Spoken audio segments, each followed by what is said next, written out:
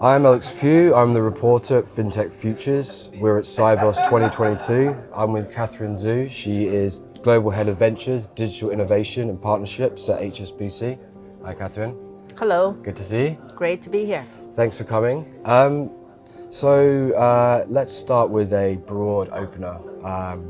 What is the Metaverse and why is it important to financial institutions, securities firms? Great question. So if you ask 100 people, there will be 100 versions of the definition of Metaverse. And to us, Metaverse means the convergence of physical and digital world. It means people can work, live, and entertain in these seamless worlds. That's both physical and digital. There's blurring the line between real life and online. Precisely. Yeah. And in the past 2 years, what has changed is, so Metaverse actually has always been here with 2D dimensions. You see our kids play Roblox, Minecraft, right? Yeah. My kids do, and many others do play in the video gaming environment. But what has really propelled us into even further into the Metaverse over the past 2 years is the, frankly, COVID. So all of a sudden we have to do everything. Learning, education, live, and work in the Metaverse. So Zoom is a classic, actually another example of the Metaverse. Great. So we converse, we communicate, and we, I would say socialize in the Metaverse extensively. Live, work, and play in there. That's right. So should securities firms be buying up plots of virtual land? In what ways does this process of purchasing, owning, and maintaining real estate differ from the real world? And in what ways is it similar? Yeah, so different security firms take a very different stance toward the Metaverse.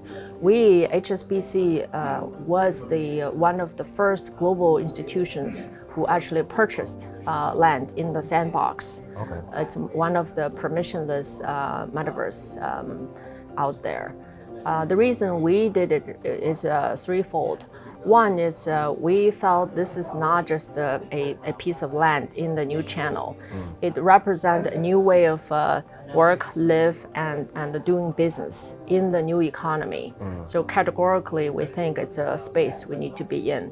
Secondly, it represents I would say, a new dimension that we have not been used to before, meaning people, so commerce, right? So it used to be physical commerce, then it's e-commerce, but then now it's the metaverse commerce.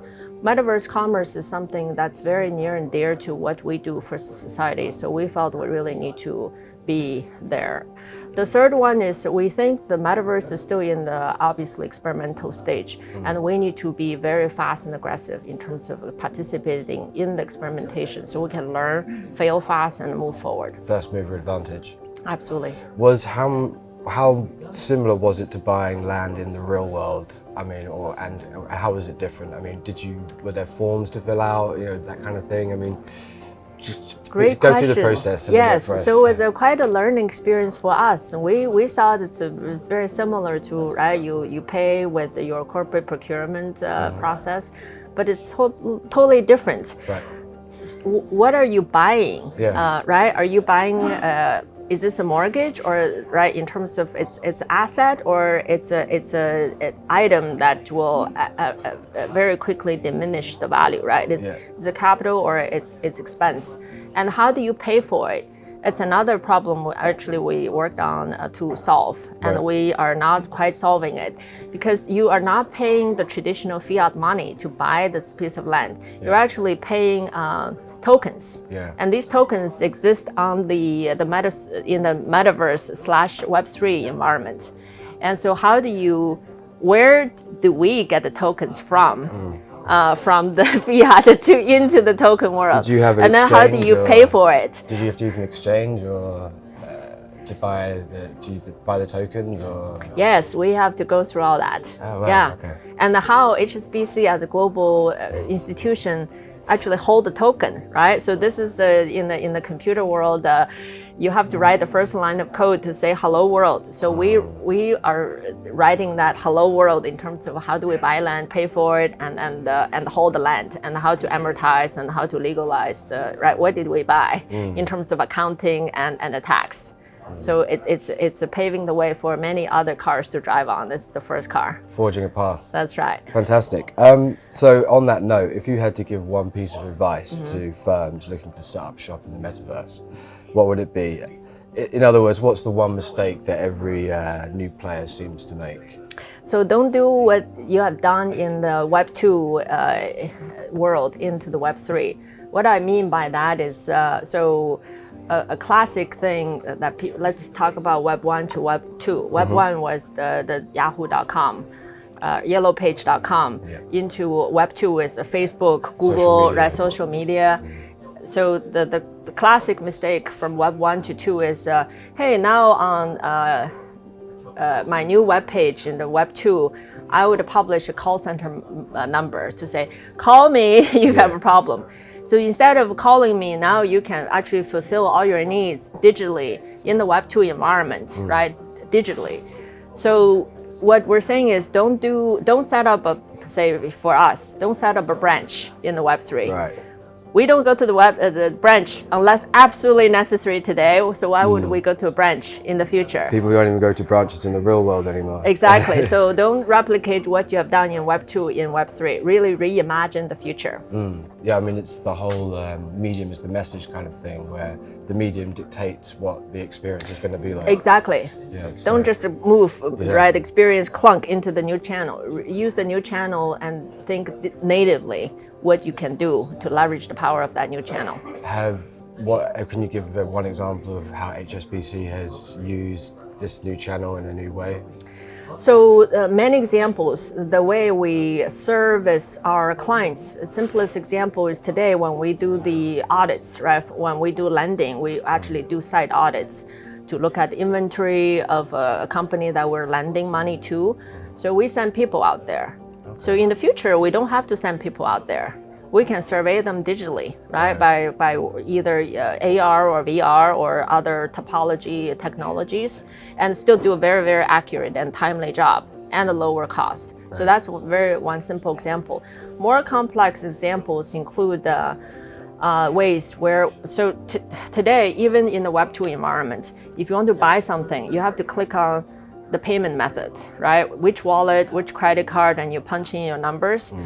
Those concepts are actually potentially obsolete in the Web 3 environment, meaning payments should be invisible to you. Yeah. You should be able to do what you want, right? Either entertain or social or gaming, whatnot, without having to go through the step of making the payment. The payment and who you are in a trustworthy and safe environment should just be naturally there. It's like the oxygen we breathe. Right. You don't feel like, right? So right now you're breathing, but you are not actively breathing, thinking about breathing. We think commerce and payments and security should be part of the oxygen in the Web3 environment without having to feel the friction. Because obviously when you're online and in Web3, your digital identity will be baked into your way in. Exactly. So every transaction, every authentication will just be organic and instant and seamless. That's right. Wow, okay.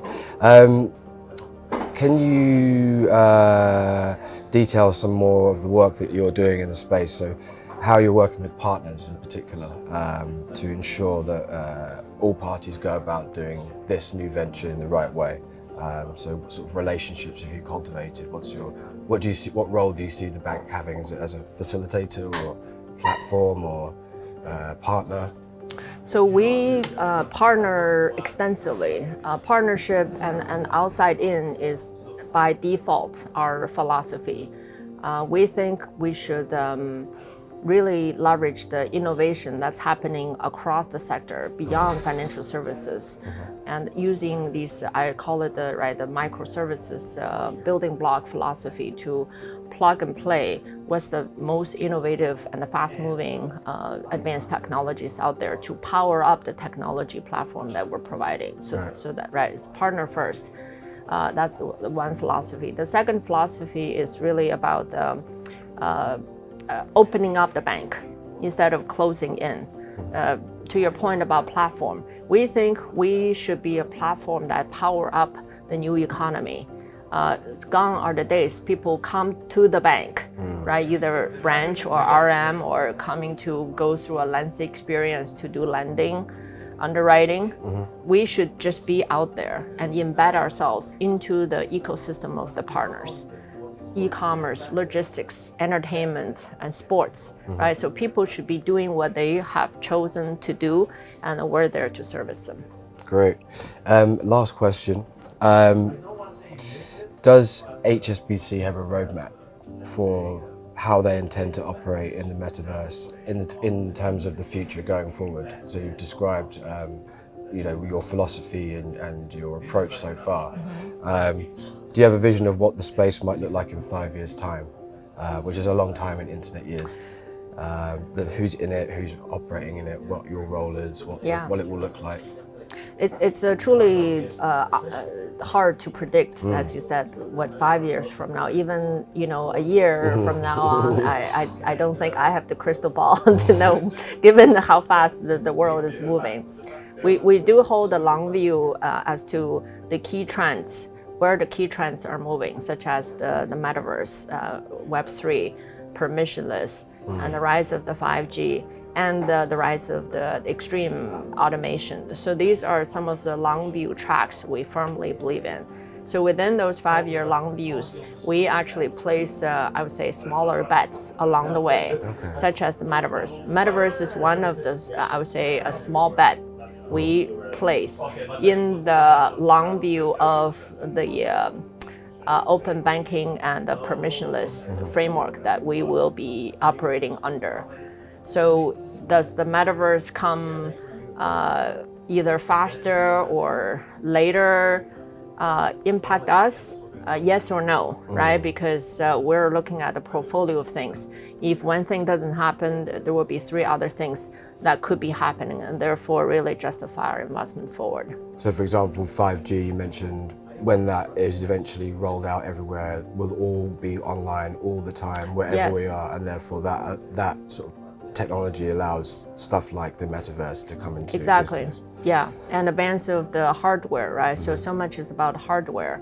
So we see a lot of hardware providers pouring resources into this field. So all these ecosystem factors need to grow together for certain things to flourish.